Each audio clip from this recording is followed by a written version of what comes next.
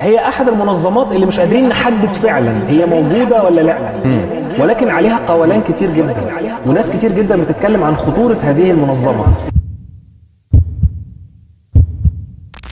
هنتكلم النهاردة عن أخطر منظمة سرية محدش يعرف عنها حاجة غير لو اتسرب منها أي حاجة أو هما اللي أعلنوا عن حاجة عشان يخوفوا الناس. منظمة بتحتفظ بكل حاجة غريبة سواء حيوانات أو نباتات أو أجسام غريبة. منظمة فيها أعضاء وحراس مدربين على أعلى مستوى، وفيها كمان علماء مخصصين في كل حاجة. والمنظمة ده ما تقلش خطر أبدا عن المنظمة الماسونية، ودي تبقى منظمة ال SCP.